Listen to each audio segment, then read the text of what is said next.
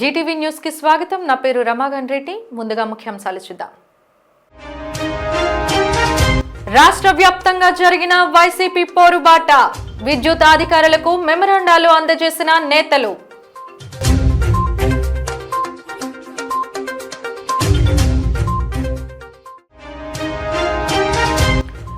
విద్యుత్ ఛార్జీల పెంపుకు ఆద్యుడు మాజీ ముఖ్యమంత్రి జగన్మోహన్ రెడ్డి. పోరుబాటను వ్యతిరేకిస్తూ దుయ్యపట్టిన పశ్చిమ ఎమ్మెల్యే గణబాబు.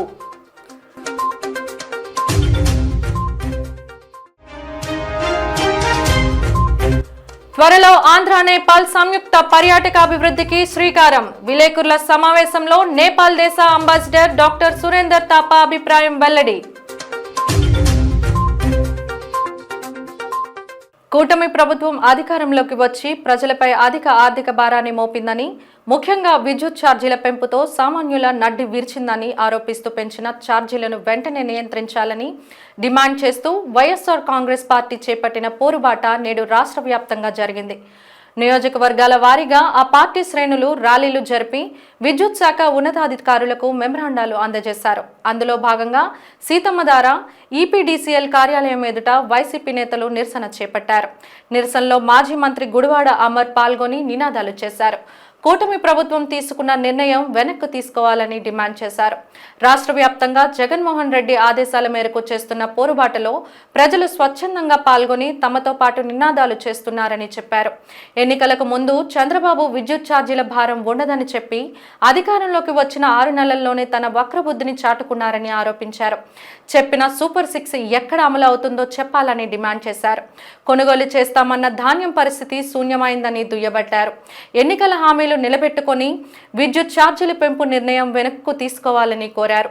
6 నెలల్లో 75,000 కోట్ల రూపాయల అప్పు చేశారని, ఆ డబ్బు ఏమైందని ప్రశ్నించారు. అమరావతికి 50,000 కోట్ల రూపాయలు పెట్టుబడి పెట్టడం ఇప్పుడు అవసరమా అని అన్నారు. పేదవాడిని మోసం చేసిన ప్రభుత్వం కూటమి ప్రభుత్వం అని విమర్శించారు. బాబు షూరిటీ భవిష్యత్ గ్యారంటీ అన్నవారు ఇప్పుడు బాబు షూరిటీ భవిష్యత్ బాధుడు అనే విధంగా ఉందని వ్యాఖ్యానించారు. నాణ్యమైనటువంటి విద్యుత్తును అందిస్తాం, ఎక్కడా కూడా విద్యుత్ ఛార్జీలు పెంచేటువంటి బాధ్యత తీసుకోం, ప్రజల మీద భారాన్ని వేయం. ఆ పరిస్థితి వస్తే అవసరమైతే ప్రభుత్వమే దాన్ని భరిస్తుందని చెప్పి ఎన్నికల ముందు ప్రజలకు చెప్పి, తీరా అధికారంలోకి వచ్చినటువంటి 6 నెలల్లోనే 6 నెలల కాలంలోనే 15,000 కోట్ల రూపాయలు పెను భారాన్ని ఈరోజు రాష్ట్రంలో ఉన్నటువంటి పేదవాడి మీద వేసినటువంటి పరిస్థితులు ఈరోజు రాష్ట్రంలో ఉన్నాయి. ఎన్నికల ముందు సూపర్ 6 అన్నారు, నాణ్యమైనటువంటి విద్యుత్ అన్నారు, సంపద సృష్టిస్తామన్నారు, మీ భవిష్యత్తుకి మాదే గ్యారంటీ అన్నారు.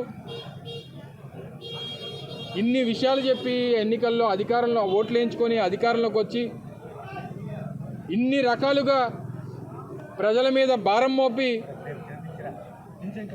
ఈరోజు ప్రజలు ఇబ్బంది పెట్టేటువంటి పరిస్థితుల్లో మొన్ననే రైతులకు సంబంధించినటువంటి కార్యక్రమాన్ని కూడా వైఎస్ఆర్ కాంగ్రెస్ పార్టీ నిర్వహించి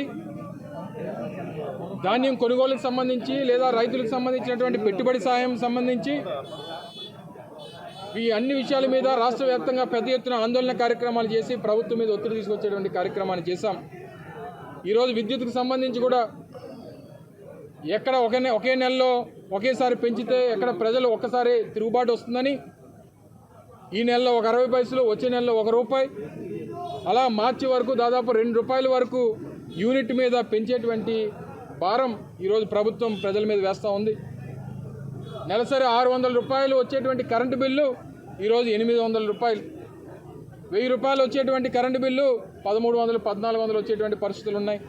మీ అందరూ తెలుసు, స్లాబ్ రేట్లు కూడా యూనిట్కి 50 యూనిట్ల వరకు ఒక రేటు, 125 యూనిట్ల వరకు ఒక రేటు, 199 యూనిట్ల వరకు ఒక రేటు, ఇలాగ 6-7 స్లాబుల్లో ఉన్నటువంటి ఈరోజు రాష్ట్ర ప్రభుత్వం విధిస్తున్నటువంటి విద్యుత్ ఛార్జీలు, ఈ స్లాబ్ రేట్లతో పాటు మరో ₹2 అదనంగా ట్రూ అప్ ఛార్జెస్ వేయడం అనేటువంటిది వైఎస్ఆర్ కాంగ్రెస్ పార్టీ తీవ్రంగా ఖండిస్తూ ఉంది. అలాగే అధిష్టానం నిరసనలకు ఎప్పుడు పిలుపునిచ్చినా తనదైన శైలిలో వినూత్న నిరసనలు చేసే దక్షిణ నియోజకవర్గం మాజీ ఎమ్మెల్యే వాసుపల్లి గణేష్ కుమార్ ఈసారి కూడా డిఫరెంట్ స్టైల్లోనే ప్రదర్శించారు. జగదంబ జంక్షన్ నుండి రామ్నగర్ సమీపంలో ఉన్న విద్యుత్ కార్యాలయానికి వెళ్లి మెమరాండం ఇచ్చిన అనంతరం జీటీవీ న్యూస్తో మాట్లాడిన ఆయన కూటమి సర్కార్పై విరుచుకుపడ్డారు. సీఎం చంద్రబాబును అవినీతి సంపదగా అభివర్ణిస్తున్న వాసుపల్లితో మా ప్రతినిధి ప్రసాద్ ముఖాముఖి. పెంచిన విద్యుత్ ఛార్జీలను వెంటనే తగ్గించాలని చెప్పి ఇటు వైఎస్ జగన్మోహన్ రెడ్డి పిలుపు మేరకు అయితే కనుక యావత్ ఆంధ్ర రాష్ట్ర వ్యాప్తంగా ఈరోజు వైఎస్ఆర్ కాంగ్రెస్ పార్టీ నాయకులు, కార్యకర్తలు, ప్రజలు కూడా అందరూ కూడా మమేకమై ఈరోజు నిరసన బాట పట్టడం జరిగింది. పెంచిన విద్యుత్ ఛార్జీలు వెంటనే నియంత్రించాలి, అదేవిధంగా ఇచ్చిన మాట మీద కట్టుబడి ఉండాలని చెప్పి ఈరోజు దక్షిణ నియోజకవర్గానికి సంబంధించినటువంటి మాజీ ఎమ్మెల్యే వాసుపల్లి గణేష్ కుమార్ గారు కూడా ఇటు జగదంబ దగ్గర ఉన్నటువంటి ఏపీపీడీసీఎల్ కార్యాలయం రావడం, మెమరాండం కూడా ఇవ్వడం జరిగింది. ఈరోజు మనతో మాట్లాడడానికి అయితే కనుక గణేష్ కుమార్ ఉన్నారు. సార్, ఏంటి సార్ ఈరోజు నిరసన గల ముఖ్య కారణం? అదేవిధంగా గతంలో ఒక నానుడు కూడా వినిపిస్తుంది, వైఎస్ఆర్ కాంగ్రెస్ పార్టీ అధికారులు ఉన్నప్పుడే పెంచిన ఛార్జీలే మళ్ళీ ఇప్పుడు కొనసాగుతున్నాయి తప్ప నూతనంగా వచ్చినటువంటి కూటమి ప్రభుత్వం ఏమాత్రం పెంచలేదని చెప్పి ఇప్పుడు సోషల్ మీడియాలో కాస్త వైరల్ అవుతుంది. సోషల్ మీడియా వైరల్ చేసిన వాళ్ళకి చెవులు దెంగయా కళ్ళు దెంగయా చెప్తారని నాకు అర్థం కావట్లేదు. 15,000 కోట్ల రూపాయలు పెంచేసి భారం వేసి, అవును వాళ్ళకి తెలియట్లేదు. ఎందుకంటే ఇది వింటర్ సీజను, ఏసీలు వేసుకోం, ఫ్యాన్లు వేసుకోం, కరెంట్లు ఏమో తక్కువ వస్తున్నాయి ఛార్జెస్ అనుకుంటున్నారన్నమాట. కానీ వాయింపు అయిపోయింది ఆల్రెడీ. ఆ వాయింపు మార్చిన వాళ్ళు తెలిసిపోద్ది అన్నమాట. కళ్ళ కట్టి 15,000 కోట్ల రూపాయలు పెంచేశారు కదా, 15,000 కోట్ల రూపాయలు. ఇంకా సెస్ ఛార్జీలు వేస్తాడంట. ఏంటో సెస్ ఛార్జీలు అంటే not cess charges, user charges. What is user charges? మనం ఏమంటే మనం యూజ్ చేస్తుందేమో అనుకుంటున్నాం. మన స్టేర్ కేస్ లైటింగ్కి, మన మోటార్కి అనుకున్న యూజర్ ఛార్జెస్ అంటే అది కాదంట. యూజర్ ఛార్జెస్ అంటే నీటిపారుదల, గవర్నమెంట్ వాడుకునే కరెంటు, ఇలాంటి బిల్డింగ్లు వాడుకునే కరెంటు, అలాగే యూజీడీ వాడుకునే కరెంటు, అలాగే మన నీటి సరఫరా చేయడం కోసం వాడుతున్న కరెంటు, మున్సిపల్ ఆఫీసెస్ వాడుతున్న కరెంటు, ఇవన్నీ వాళ్ళు కట్టుకోరంట. ఇంకేమో ప్రజలే కడతారంట. సంపద సృష్టి ఎంత బాగా చేశారు చూడండి. సంపద సృష్టి 15,000 కోట్ల రూపాయలు ఈ రకంగా జస్ట్ ఒక నిమిషంలోనేమో జీవో పాస్ చేసి సంపద సృష్టి చేస్తావు. రెవెన్యూ ఏమో పెంచేసి అదొక ఇంచుమించు 1,00,000 కోట్ల రూపాయలు ఎంత సంపాదించేస్తాడు అనుకుంటాను రెవెన్యూ, అంతే కదా. ల్యాండ్ రేట్లు 15 నుండి 25% చేసేసి ఎవడో తిట్టాడు అనమాట. ఈ 1వ తారీఖు ఆపారు, మళ్ళీ ఇంకో 5 రోజుల్లో పెంచుతారన్నమాట. అదొకటి. జిఎస్టీకి లెటర్ పెట్టారు council, GST council, Nirmala Sitharaman దగ్గర ఉంది letter. She is going to agree. ఎందుకంటే వీళ్ళిద్దరూ రాసుకుంటూ తిరుగుతున్నారు కదా. ఏంటి వరదలు ఎప్పుడు వస్తాయి? నా ఐరన్ లెగ్ మీకు అందరికీ తెలిసిందే. చంద్రబాబు నేను ఎక్కాను, 5 సంవత్సరాలు ఇంక వరదలు వస్తాయి. ఈ వరదల్లో వచ్చే నష్టాన్ని పూరించుకోవడం కోసం చెప్పేసి ప్రజల దగ్గర నుంచే సెస్ ఛార్జీలు తీయాలంట. అందుకే జిఎస్టీకి పర్మిషన్ పెట్టారు. ఏంటంటే సెస్ ఛార్జెస్ ఏమో అదనంగా మేము వేసుకుంటాం, మీరు పర్మిషన్ ఇచ్చేయండి, జిఎస్టీ కౌన్సిల్ ఆఫ్ ఇండియా మేమేమో పెట్టేస్తామని చెప్పేసి. అదొక సంపద సృష్టి. ఏమండి, జగన్మోహన్ రెడ్డి సంపద సృష్టి చేసి డిస్కమ్లకి నువ్వు అప్పు పెట్టి వెళ్ళిపోతే 45,000 కోట్ల రూపాయలు దానికి డిస్కమ్లకి ఇచ్చి మళ్ళీ వాటిని ఏమో పునరుద్ధరణ చేశారు. డిస్కామ్స్ని ఫీడర్ యూనిట్స్కి ఏమో 14,000 కోట్ల రూపాయలు ఇచ్చి చేశారు. ఎక్వా ఫార్మర్స్ ₹50,000 ఇచ్చేది ప్రతి సంవత్సరం కూడా 1,000 కోట్ల రూపాయలు ఇచ్చారు వాళ్ళకి. అలాగే నాణ్యమైన విద్యుత్ కోసం చెప్పి 50,000 కోట్ల రూపాయలు ఫార్మర్స్కి 9 గంటలు ఉచిత కరెంట్ ఇచ్చారు. ఇవన్నీ కూడా ఏంటంటే ఎస్సీకి గతంలో మీరు 200 ఇచ్చేవారు, ఇతను ఏమన్నాడు నేను డబల్ చేస్తామన్నాడు. ఇప్పుడు అదేం చేయడంటే ఇంకా అన్నీ మాట్లాడమే. ఇవన్నీ కూడా ఏంటంటే సంపద దృష్టే. ఎందుకంటే అన్ఎంప్లాయ్మెంట్ చిల్డ్రన్కి 18 ఇయర్స్ దాటిన వాళ్ళందరికీ కూడా ఇస్తామన్నావు నువ్వు 4,000 రూపాయలు. అది ఇంతవరకు ఇవ్వలేదు. అది ఇంచుమించు అవుతే అది 2 సంవత్సరానికి ఎలాగలేదు 6,000 కోట్ల రూపాయలు. అది సంపద సృష్టే కదా. ఇప్పుడు అమ్మఒడి ఏమో నువ్వు ఇవ్వాలనుకుంటే మేము 6,500 కోట్ల రూపాయలు ప్రతి సంవత్సరం అమ్మఒడి ఇచ్చేవారు అన్నమాట.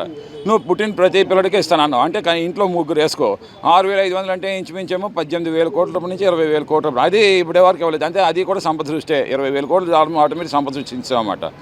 అంటే నీ సంపద సృష్టి జస్ట్ ఓన్లీ ఎగ్గొట్టడం, లేదనుకుంటే ప్రజల మీదేమో మోపడం. ఇదే నీ సంపద సృష్టి. జస్ట్ నేను ఒకటే రిక్వెస్ట్ చేస్తాను, Pawan Kalyan, you are new to the leadership, you are new to the governance. Chandrababu Naidu is having 40 years industry. You trusted him. But ఇప్పుడు ఏంటంటే ట్రస్ట్ వర్తిగా అతను రూల్ చేస్తావన్నాడా? ఎందుకు నువ్వేమో నీ మీద ఆ నింద పడేలా చేసుకుంటున్నావు? Quit out. రియలీ నీ కానీ పౌరుషం ఉంటే నువ్వేదైతే వాగ్దానాలు చేసావో చాలా మీటింగ్స్లోని ఒక్క రూపాయి కూడా నేను పెంచనని చెప్పేసి వాగ్దానాలు చేసావు, మరి ఆ పెంచుతునేటప్పుడు నీకు సిగ్గు అనిపించట్లేదా నేను అడుగుతాను అనమాట. సో దయచేసి you quit the government and మళ్ళీ చంద్రబాబు నాయుడు మళ్ళీని ఏదైతే పెంచినవన్నీ కూడానేమో తగ్గించేలా చేసుకోమని నేను కోరమని చెప్తాను. Thank you so much. ఇది చూసాం కదా, పూర్తి చూస్తే కనుక ఏదైతే ఇక్కడ జరుగుతుందో, ప్రస్తుత కూటమి ప్రభుత్వం ఏదైతే ఇటు ఇచ్చిన హామీలు నించోబెట్టుకుంటా ముందుకు వెళ్తుందో వాటిని కూడా వెంటనే అమలు చేయాలి. అదేవిధంగా ముఖ్యంగా పెంచిన విద్యుత్ ఛార్జీలను పూర్తిగా నియంత్రించేంత వరకు కూడా తమ పోరాటం ముందుకు సాగుతుందని చెప్పి స్పష్టంగా చెప్తున్నారు. అయితే ముఖ్యంగా ఈరోజు ఇంతటి వినూత్నమైన నిరసన అంటే తలలకు అంటే తమ హెడ్స్కి ఒక లైట్లు లాంటివి బిగించుకుంటే వాల్డర్స్కి ఒక బల్బ్ బిగించుకోవడంతో పాటు ఇటువంటి వినూత్న నిరసనలు చేస్తూ జగదాంబ దగ్గర నుంచి ఏపీపీడీసీఎల్ కార్యాలయం వరకు కూడా పాదయాత్ర చేస్తూ వచ్చారు. ఇక్కడ ఉన్నటువంటి అధికారికి మెమరాండం కూడా ఇవ్వడం జరిగింది. ఏదైనప్పుడు కూడా ఇచ్చిన హామీలను అమలు చేసే కొరకు కూడా తమ పోరాటం కొనసాగుతుంది. ముఖ్యంగా హితవు పలుకుతున్నారు జనసేన అధినేత పవన్ కళ్యాణ్కి. ఇచ్చిన హామీలను అమలు చేయకపోతే వెంటనే బయటకు వచ్చి స్వతంత్రంగా మళ్ళీ పోరాటం చేయాలి తప్ప ఉన్న వాళ్ళతో కూటమిలోనే ఇరుక్కుని పోకుండా ముందు బయట రావాలని చెప్పి పవన్ కళ్యాణ్ కూడా వాసుపల్లి గణేష్ కుమార్ హితవు పలుకుతున్న నేపథ్యం కనిపిస్తుంది. ఏదైనప్పుడు కూడా ఇటు పెంచిన విద్యుత్ ఛార్జీలు వెంటనే నియంత్రించడంతో పాటుగా ఇచ్చిన హామీలు ఏదైతే అమౌంట్ కావచ్చు లేదా ఇతరత్రాలన్నీ కూడా వెంటనే అమలు చేయాలని చెప్పి ప్రధానమైన డిమాండ్తో ఈరోజు వైఎస్ఆర్ కాంగ్రెస్ పార్టీ అయితే కనుక పోరుబాటు పడడం జరిగింది. ఇది పూర్తి పోరుబాటుకు సంబంధించినటువంటి పూర్తి సమాచారం. కెమెరామెన్ సూర్యబాబుతో ప్రసాద్, జీటీవీ, విశాఖపట్నం నుంచి. మరోవైపు రాష్ట్రంలో నిరంకుశ పరిపాలన కొనసాగుతుందని పెందుర్తి మాజీ శాసనసభ్యులు అన్నంరెడ్డి అదీప్ రాజు వ్యాఖ్యానించారు. పెంచిన విద్యుత్ ఛార్జీలు తగ్గించాలంటూ నినాదాలు చేస్తూ రాంపురం పార్టీ కార్యాలయం నుండి ర్యాలీగా పెందుర్తి ఏపీ ఈపీడీసీఎల్ కార్యాలయం వరకు ర్యాలీని నిర్వహించి ఏపీ ఈపీడీసీఎల్ అధికారులకు వినతి పత్రాన్ని అందజేశారు. అనంతరం ఆయన మీడియాతో మాట్లాడుతూ కూటమి ప్రభుత్వం ప్రధానంగా సూపర్ 6 హామీలతో అధికారంలోకి వచ్చి ఇప్పుడు ప్రజలకి మొండి చేయి చూపిస్తున్నారని అన్నారు. అధికారంలోకి వచ్చి 7 నెలల కాలం పూర్తి అవుతున్నప్పటికీ సూపర్ 6 హామీలను అమలు చేయకపోవడం చేతకాని పాలనకు నిదర్శనంగా భావించాలని అన్నారు. గతంలో స్మార్ట్ మీటర్లను వ్యతిరేకించిన మంత్రి నారా లోకేష్ ఇప్పుడు ఏం చేస్తున్నారని ప్రశ్నించారు. మాజీ ముఖ్యమంత్రి జగన్మోహన్ రెడ్డి పిలుపు మేరకు ప్రజా వ్యతిరేక నినాదాలకు వైఎస్ఆర్ పార్టీ ప్రజల తరపున పోరాటం చేస్తుందన్నారు. కక్ష సాధింపు చర్యలు, ఎవరైనా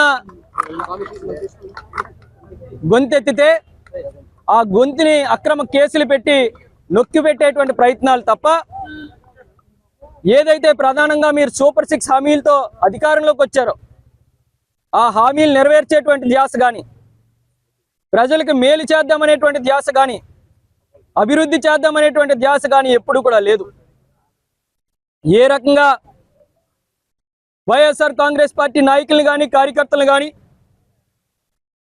ఏ రకంగా అక్రమ కేసులు పెట్టి అరెస్ట్ చేయాలి, ఏ రకంగా వాళ్ళు గొంతెత్తకుండా వాళ్ళు నిర్బంధించాలి అనేటువంటి ఏకైక ధ్యాస తప్ప ఎక్కడా కూడా ప్రజల సంక్షేమం కానీ ప్రజల అభివృద్ధి కానీ ఇప్పుడు ఉన్నటువంటి కూటమి ప్రభుత్వానికి కొంచెం కూడా పట్టట్లేదన్నటువంటి తెలియజేస్తూ, మరి ముఖ్యంగా మీరు ప్రధానంగా అనేక సందర్భాల్లో నేను చెప్పాను, ఇవాళ మీ కూటమి ప్రభుత్వం అధికారంలోకి వచ్చింది అంటే అవాళ మీరు ఇచ్చినటువంటి సూపర్ 6 హామీలు 18 సంవత్సరాలు దాటినటువంటి ప్రతి మహిళకి కూడా నెలకి 1500 రూపాయలు ఇస్తామని చెప్పారు. ఎంతమంది పిల్లలుంటే అంతమందికి కూడా 15,000 వైఎస్ఆర్ కాంగ్రెస్ పార్టీ ప్రభుత్వంలో వచ్చేది.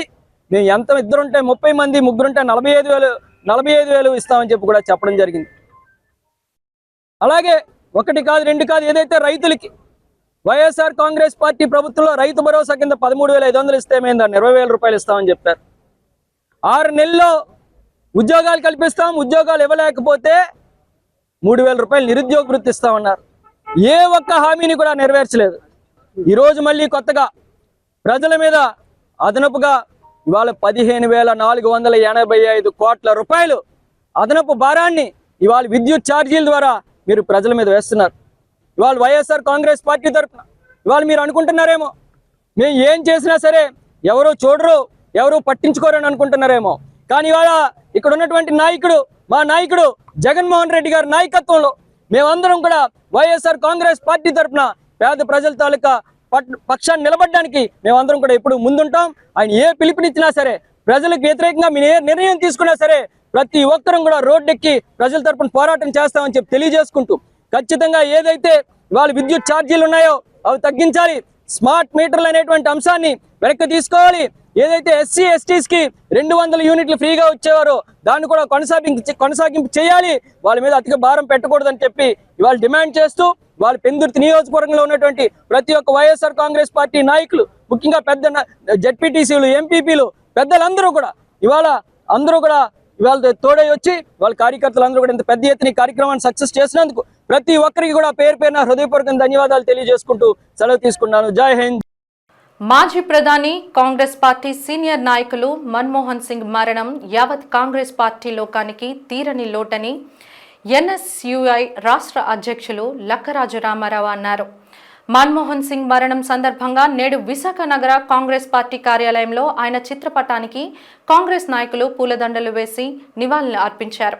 ఈ సందర్భంగా రామారావు మాట్లాడుతూ 10 సంవత్సరాల ప్రధాని హోదా సమయంలో మన్మోహన్ సింగ్ చేసిన సంస్కరణలు, చట్టాలు నేటికి చిరస్థాయిగా ప్రజా ఉపయోగకరంగా ఉన్నాయని గుర్తు చేశారు. నిరంతరం ప్రజా సంక్షేమం, దేశాభివృద్ధి కోసం ఆయన చేసిన కృషి ఎన్నటికీ మరువలేమన్నారు. కాంగ్రెస్ పార్టీ బలోపేతానికి, తమ వంటి యువ నాయకత్వ ప్రోత్సాహికానికి ఆయన ఎల్లప్పుడూ అండగా నిలిచేవారని అభిప్రాయం వ్యక్తం చేశారు. ఢిల్లీ ఎయిమ్స్లో శస్త్రచికిత్స పొందుతూ డాక్టర్ మన్మోహన్ సింగ్ గారు అకాల మరణం చెందడం జరిగింది. ఈరోజు ఆయనకి రాష్ట్ర యువజన కాంగ్రెస్ తరఫున, అలాగే జిల్లా కాంగ్రెస్ పార్టీ తరఫున ఘన నివాళులు అర్పించడం జరిగింది. ఏదైతే డాక్టర్ మన్మోహన్ సింగ్ గారు పద్మవిభూషణ్, ఆర్బీఐ గవర్నర్గా, అలాగే ప్రణాళిక సంఘం ఉపాధ్యక్షునిగా, ఆర్థిక మంత్రిగా, అలాగే 10 సంవత్సరాలు ప్రధానమంత్రిగా చేసినటువంటి ఘనత డాక్టర్ మన్మోహన్ సింగ్ గారికే చెందుతుంది. ఆయన చేసినటువంటి ఆర్థిక సంస్కరణ అవనివ్వండి, ఆయన తీసుకొచ్చినటువంటి చట్టాలు ఆర్టీఐ కానివ్వండి, రైట్ టు ఎడ్యుకేషన్ అవనివ్వండి, ఫుడ్ సేఫ్టీ యాక్ట్ కానివ్వండి, అలాగే ఎన్నో సంస్కరణలు తీసుకొచ్చినటువంటి ఘనత డాక్టర్ మన్మోహన్ సింగ్ గారు. ఆయన ఈరోజు మన మధ్య లేకపోవడం చాలా బాధాకరంగా కాంగ్రెస్ పార్టీ, దేశంలో ఉన్నటువంటి కాంగ్రెస్ పార్టీ శ్రేణులు కానివ్వండి, ఈ జిల్లా కాంగ్రెస్ పార్టీ శ్రేణులు అందరూ కూడా దిగ్భ్రాంతిలో ఉన్నామని చెప్పేసి తెలియజేసుకుంటూ సెలవు తీసుకుంటున్నాం. వైఎస్ఆర్ కాంగ్రెస్ పార్టీ చేపట్టిన పోరుబాటను వ్యతిరేకిస్తూ విశాఖ పశ్చిమ నియోజకవర్గ శాసనసభ్యులు గణబాబు విలేకరుల సమావేశం ఏర్పాటు చేసి తన అభిప్రాయాన్ని తెలియజేశారు. విద్యుత్ ఛార్జీల పెంపుకి ముఖ్య కారకుడు జగన్మోహన్ రెడ్డి అని అన్నారు. తమ నాయకుడు ముఖ్యమంత్రి చంద్రబాబు నాయుడు ఒక విజన్ ఉన్న నాయకుడని, ఆయన హయాంలో ఎన్నడూ ప్రజలపై భారం పడదని అన్నారు. విద్యుత్ ఛార్జీలను పెంచిన ఘనత వైసీపీ ప్రభుత్వానికే దక్కుతుందని అన్నారు. వినియోగదారులపై ఛార్జీల భారం గత వైసీపీ ప్రభుత్వం చేసిందని తెలియజేశారు. తప్పు వారు చేసి కూటమి ప్రభుత్వం చేసిందని, ప్రజలను పక్కదారి పట్టిస్తున్న ప్రయత్నాన్ని ప్రజలు విశ్వసించరని తెలిపారు. ఇప్పుడు ఆ భారం అంతా కూడా ప్రజలపైన అనేక ఛార్జీలు, ట్రూ అప్ ఛార్జీలు, ఆ ఛార్జీలు, ఈ ఛార్జీలు పెట్టి గత 2019-24 మధ్యలో మనం చవి చూసాం. కాబట్టి దాన్ని, ఆ భారాన్ని కూడా సెకి ద్వారా 3.85, అదేవిధంగా అప్పులపై వడ్డీ భారం 10,800, కేవలం వడ్డీనే 10,892 కోట్లు కట్టడం, ఏపీ డిస్కమ్లు, ఏపీ ఈపీడీసీఎల్ వైఫల్యాలతో నష్టం కూడా 9,618 కోట్లు, జెన్కో ప్లాంట్లలో విద్యుత్ ఉత్పత్తి తగ్గించడం వల్ల కూడా 3,135 కోట్లు, ఇలా మొత్తం 47,741 కోట్లు. ఇవి మొత్తం కలిపి డిలే చేయటం వల్ల మరో 4,737 కోట్లు. రాజ్యాంగ నిర్మాణకర్త, పేద బడుగు బలహీన వర్గాల ఆశాజ్యోతి డాక్టర్ బిఆర్ అంబేద్కర్ ని అవమానించిన కేంద్ర హోంమంత్రి అమిత్ షాని వెంటనే తన పదవి నుండి బర్తరఫ్ చేయాలని డిమాండ్ చేస్తూ పౌర ప్రజా సంఘాల వేదిక ఆధ్వర్యంలో డాబా గార్డెన్స్ అంబేద్కర్ విగ్రహం ఎదుట నిరసన కార్యక్రమం జరిగింది. ఈ సందర్భంగా నిరసనకారులు మాట్లాడుతూ, రాజ్యాంగ నిర్మాణకర్తను అవమానించిన వ్యక్తిపై చర్యలు తీసుకోకుండా అతనికి మద్దతు ఇస్తున్న ప్రధాని మోదీ వైఖరి యావత్ జాతి తలదించుకునేలా ఉందని ఆగ్రహం వ్యక్తం చేశారు. దేశ ప్రజలు దైవంలా భావించే రాజ్యాంగాన్ని రూపొందించిన మహనీయుణ్ణి హేళన చేసిన అమిత్ షాపై పోలీస్ కేసులు కూడా నమోదు చేయాలని కోరారు. తామందరి ఆరాధ్యుణ్ణి కించపరిచిన వారిపై చర్యలు తీసుకుని ఎడల దేశవ్యాప్త ఉద్యమం చేస్తామని హెచ్చరించారు. బాబాసాహెబ్ అంబేద్కర్ను ఉద్దేశిస్తూ సాక్షాత్తు పార్లమెంటులో నిండు సభలో ఆయన అపహేళన చేయటాన్ని ఈ జాతి ఖండిస్తూ ఉంది. దీన్ని ఖండించాల్సినటువంటి మోడీ, అతను నోరు అదుపులో పెట్టుకోవాలని చెప్పాల్సినటువంటి కేబినెట్ చీఫ్, ప్రధానమంత్రి ఆయన్ని సరిదిద్దుకోమని చెప్పకుండా సమర్థిస్తూ వ్యాఖ్యానించడం సిగ్గుచేటు. ఆయన్ని వేళ దేశం అభిశంసించాల్సిందిగా మేము ఈ వేదిక ద్వారా డిమాండ్ చేస్తూ ఉన్నాం. భారత రాజ్యాంగం ఆర్టికల్ 75 క్లాజ్ 2 ప్రకారం భారత మంత్రిమండలి మీద సర్వాధికారాలు రాష్ట్రపతి గారు కలిగి ఉన్నారు. ఎవరైనా ఇటువంటి చెక్క వేషాలు, పిచ్చి వేషాలు, కారుకూతలు కూస్తే వారిని వెంటనే మంత్రివర్గం నుండి తొలగించేటువంటి అధికారం రాష్ట్రపతి ముర్ము గారికి ఉంది. ఇవాళ ఈ వేదిక ద్వారా ముర్ము గారికి మేము విజ్ఞప్తి చేస్తా ఉన్నాం. అమ్మా, జాతి బిడ్డ అంబేద్కర్కి అవమానం జరిగింది. ఈ మంత్రిమండలిలో ఉన్నటువంటి అమిత్ షాని మీరు వెంటనే బర్తరఫ్ చేయని అడుగుతూ ఉన్నాం. రెండో విషయం, ఇవాళ పార్లమెంటు స్ట్రీట్ పోలీస్ స్టేషన్లో ఇప్పటికీ ఈ అంశం మీద 4 కేసులు నమోదైనవి. కానీ ఆ 4 కేసులు కూడా తుచ్చు కేసులు. రాహుల్ గాంధీ ఎవరినో నెట్టాడనో, రాహుల్ గాంధీని ఎవరో తిట్టాడనో, మెట్ల మీద ఒకరు తోశారనో, ఇలాంటి చెత్త కేసులు నమోదైనవి. అసలైనటువంటి విషయం, అమిత్ షా అంబేద్కర్ అవమానించడం అనేది జాతి ద్రోహం, ఎస్సీ ఎస్టీ అట్రాసిటీ చట్ట ప్రకారం నేరం. ఈ 2 సెక్షన్ల ప్రకారం పార్లమెంటు స్ట్రీట్ పోలీస్ స్టేషన్ వారు అమిత్ షా మీద ఇప్పటికే ఒక లాయర్ ద్వారా కేసు నమోదు చేసినప్పటికీ ప్రభుత్వం తరఫున కేసు నమోదు చేయాలి. ఏ మనుధర్మాన్ని అయితే రద్దు చేసి, ఏ మనుధర్మాన్ని తగలబెట్టి భారత రాజ్యాంగాన్ని భారత ప్రజలకి మరి బాబాసాహెబ్ అంబేద్కర్ అందించారు, ఆ రాజ్యాంగ స్థానంలో మనుధర్మాన్ని తిరిగి ప్రవేశపెట్టేటువంటి క్రమంలోనే ఈ రకమైనటువంటి దుర్భాషలాడడానికి అమిత్ షా పూనుకున్నాడు. కాబట్టి వెంటనే అమిత్ షాని డిస్మిస్ చేయాలని డిమాండ్ చేస్తా ఉన్నాం. 596 ప్రభుత్వ ఉత్తర్వుల మేరకు గత ప్రభుత్వ హయాంలో సుమారు 300 మందికి సంబంధించిన 609 ఎకరాల అసైన్డ్ భూములను వారు అమ్ముకునే అవకాశం కల్పించినప్పటికీ పూర్తి స్థాయిలో ఆ ఉత్తర్వులు అమలు కావడం లేదని నవయానం బహుజన సంక్షేమ సంఘం అధ్యక్షులు కొత్తపల్లి వెంకటరమణ ఆరోపించారు. విశాఖ జిల్లా పద్మనాభం మండలం రెడ్డిపల్లి గ్రామంలో అసైన్డ్ భూములు ఫ్రీ హోల్డ్ నిర్లక్ష్య బాధితులతో కలిసి ఆయన రామా టాకీస్ అంబేద్కర్ భవన్లో విలేకరుల సమావేశం నిర్వహించారు. ఈ సందర్భంగా ఆయన మాట్లాడుతూ గత ప్రభుత్వ హయాంలో అసైన్డ్ భూముల అమ్మకాలలో లావాదేవీల్లో అవకతవకలు జరిగాయన్న ఆరోపణలపై ఏకసభ్య కమిషన్ అందించిన నివేదిక ఆధారంగా మిగిలి ఉన్న అసైన్డ్ భూములపై బాధితులకు పూర్తి హక్కులు కల్పించి వారు అమ్ముకునేందుకు అలాగే రిజిస్ట్రేషన్ అవకాశాన్ని కల్పించాలని డిమాండ్ చేశారు. 596 జీవోని అమలు చేసి ఆర్థిక కష్టాల్లో కొట్టుమిట్టిలాడుతున్న బాధితుల జీవితాల్లో వెలుగులు నింపాలని కోరారు. అదేవిధంగా మిగతా రైతులకి, మిగతా దళితులకి రిజిస్ట్రేషన్ జరిగేటప్పటికల్లా దాని మీద అవకతవకలు జరుగుతున్నాయని చెప్పి ఒక దుమారం రాగానే అప్పటి ప్రతిపక్ష పార్టీలు వెంటనే వాటిని ఆపడం జరిగింది. ఇక్కడ ఏం జరిగిందంటే రిజిస్ట్రేషన్ కొంతమంది జరిగింది, కొంతమందికి ఆపేశారు.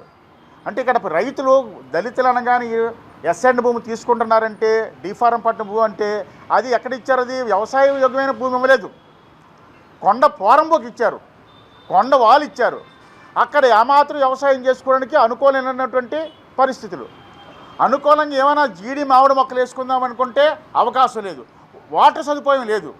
పోనీ మొక్కలు ఏమైనా వేసుకొని కాపు కాసుకుందాం అనుకుంటే అడవి పందుల దాడుల వల్ల అవి కూడా పోతున్నాయి.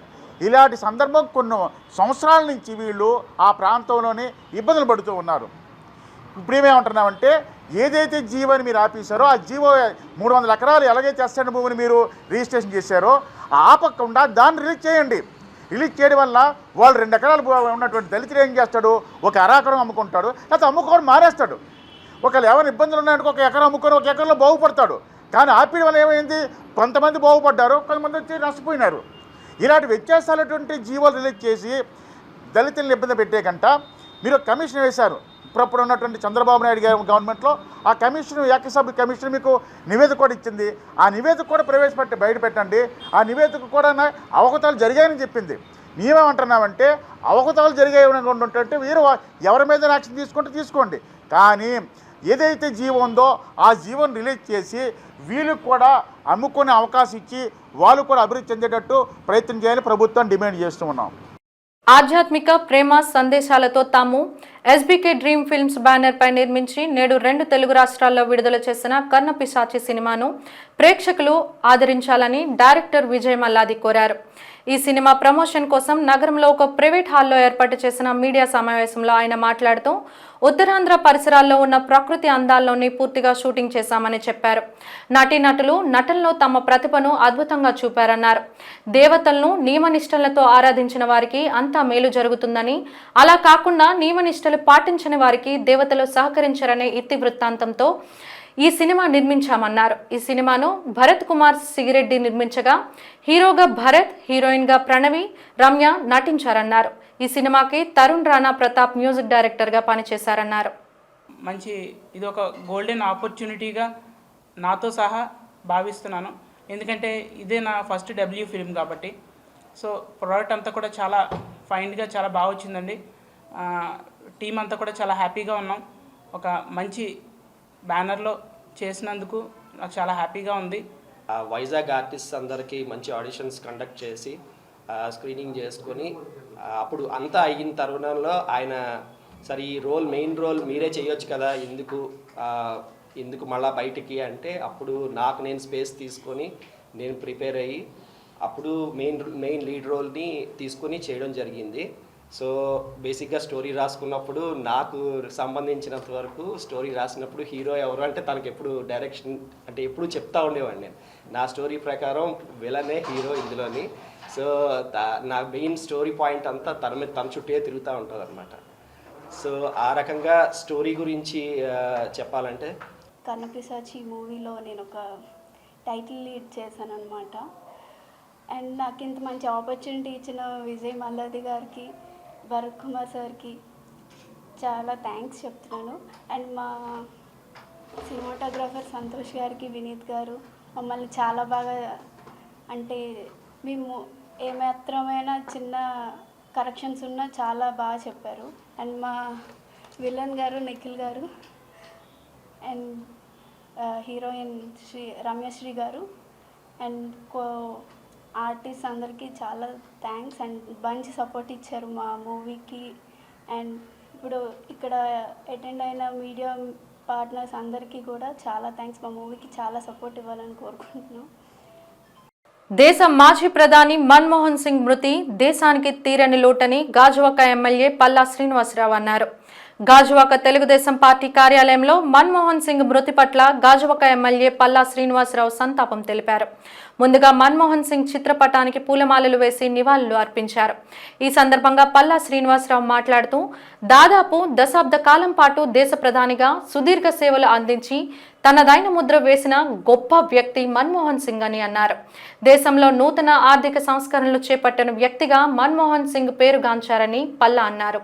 ఈ కార్యక్రమంలో గాజువాక తెలుగుదేశం పార్టీ ఇన్ఛార్జ్ ప్రసాదుల శ్రీనివాసరావు, జనసేన నాయకులు గంధం వెంకట్రావు, కూటమి నాయకులు, కార్యకర్తలు పాల్గొన్నారు. డాక్టర్ మన్మోహన్ సింగ్ గారు ఎంతో మందికి ఆదర్శంగా, ఎంతో మందికి ఆదర్శప్రాయంగా ఉన్నటువంటి వ్యక్తి. ఆయన జీవితంగా తీసుకుంటే ఎక్కడ కూడా ఆయన పైన ఒక అవినీతి మాట్లాడలేదు.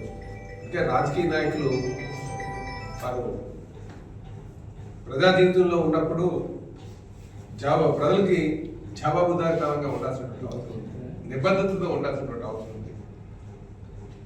కనుక ఈరోజు ప్రతి యువ నాయకులు ఇప్పుడున్నటువంటి తరం కావచ్చు, భవిష్యత్ తరాలు కావచ్చు, యువతకి అందరికీ కూడా ఆదర్శప్రాయమైనటువంటి నాయకుడు అని చెప్పి తెలియజేస్తూ వారి ఆత్మ శాంతి కలగాలని, వారికి ఆ కుటుంబానికి ఆ భగవంతుడు మనోధైర్యం ప్రసాదించాలని వారిని స్ఫూర్తిగా తీసుకుంటామని చెప్పేసి తెలియజేస్తూ వారికి మరోసారి ఘన నివాళులు జోహార్.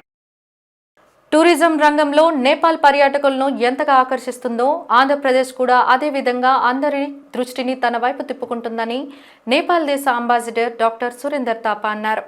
విశాఖ వచ్చిన ఆయన ఒక ప్రైవేట్ హోటల్లో విలేకరుల సమావేశం నిర్వహించి విశాఖ పర్యాటకంపై తన అభిప్రాయాన్ని వ్యక్తం చేశారు.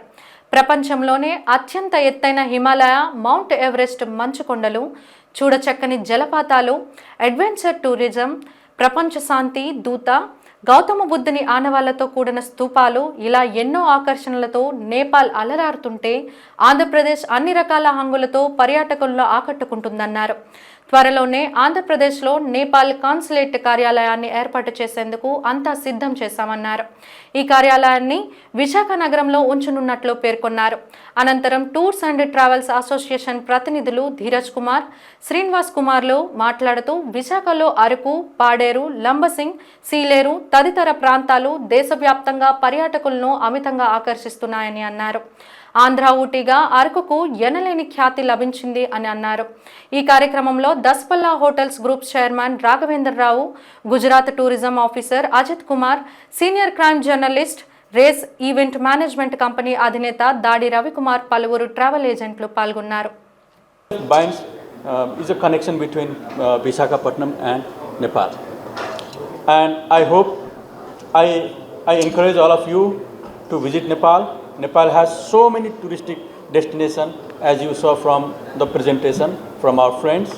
So you can visit Nepal for your, not only for tourism promotion, but also for your spiritual kind also. As you saw, Prime Minister Modi also visited several places of Nepal like Muktinath, Janakpur Dham and other Lumbini places also. So I encourage you to visit Nepal whenever your time permits. We share common heritage. We share not only border, we share culture also, and we share spiritual feelings also. So thank you very much for coming here. Thank you very much for this event. నేపాల్లో tourism దానికి సంబంధించిన అవకాశాలు ఏమున్నాయి, నేపాల్ టూరిజంకి ఉన్న ప్రాధాన్యత, Nepal టూరిజంని improve చేసుకోవడానికి కానీ Nepal టూరిజంని expose చేస్తూ ప్రత్యేకించి ఆంధ్రప్రదేశ్ టూరిస్ట్ని నేపాల్కి ఇన్వైట్ చేయటం కానీ అక్కడ ఉండేటువంటి ఇన్ఫర్మేషన్ కానీ అవైలబిలిటీస్ కానీ వాటిని తెలియజేయటానికి ఈరోజు ఒక నేపాల్ ఎంబసీ వారు ఒక మంచి కార్యక్రమం తీసుకోవడం జరిగింది ఆంధ్రప్రదేశ్లో. అంటే వారికి ఉన్నటువంటి వారి దేశం ఏడల ఆ దేశాన్ని అభివృద్ధి చేసుకోవాలన్నటువంటి తలంపు ఏ దేశానికైనా ప్రస్తుతం ఉన్న పరిస్థితుల్లో టూరిజం ప్రధాన వనరుగా ఉన్నటువంటి పరిస్థితి. ఒకటి ఆదాయ వనరే కాకుండా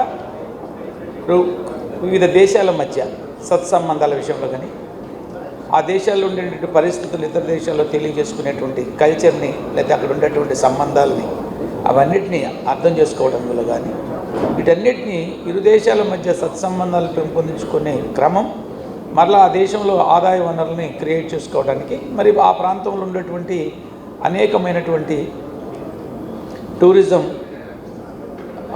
ఏదైతే ఉన్నాయో వాటిని బయట ప్రపంచానికి బయట దేశాలకు తెలియజేయటం ప్రత్యేకించి మన ఆంధ్రప్రదేశ్లో లేదా ఇండియన్స్ని ఎక్కువ అట్రాక్ట్ చేసే విధంగా. ఇందాక నేను చూశాను వారు ఎఫ్డిఐలో ఫారిన్ డైరెక్ట్ ఇన్వెస్ట్మెంట్లో వచ్చేటువంటి దాంట్లో 1/3 of the investment only through Indians ద్వారా వస్తుంది. 21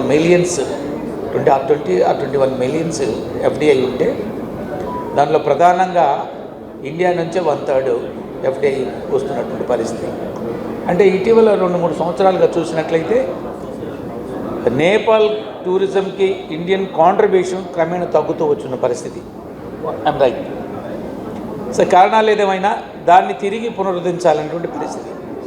నేపాల్కి ఇండియాకి కొన్ని సత్సంబంధాలు ఉన్నాయి. యాన్సెస్టర్లు కూడా భారతదేశ సంబంధించి భారతదేశంతో ఉన్నటువంటి రూట్స్ ఉన్నటువంటి అనేక మంది నాయకులు, పెద్దలు, పాలిటిక్స్లో కావచ్చు, ఆ దేశ ప్రధానులు కావచ్చు, వారందరూ కూడా ఇండియన్ రూట్స్ కలిగినటువంటి నాయకులు నేపాల్లో ఉన్నారు. లేదా వాళ్ళకు ఉండేటువంటి అక్కడ ఉండేటువంటి కల్చరు మన కల్చర్కి కొంచెం దగ్గర సంబంధాలు ఉన్నటువంటి పరిస్థితి కూడా.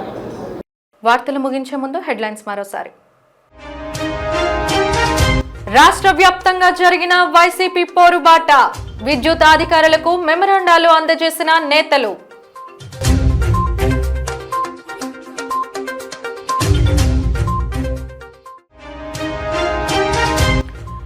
విద్యుత్ ఛార్జీల పెంపుకు ఆద్యుడు మాజీ ముఖ్యమంత్రి జగన్మోహన్ రెడ్డి, పోరుబాటను వ్యతిరేకిస్తూ దుయ్యపట్టిన పశ్చిమ ఎమ్మెల్యే గణబాబు.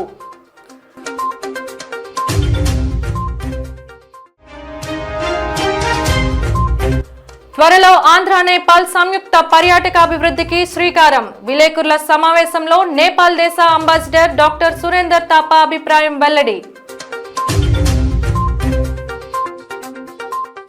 జీటీవీ న్యూస్ ఇంతటితో సమాప్తం. నమస్కారం.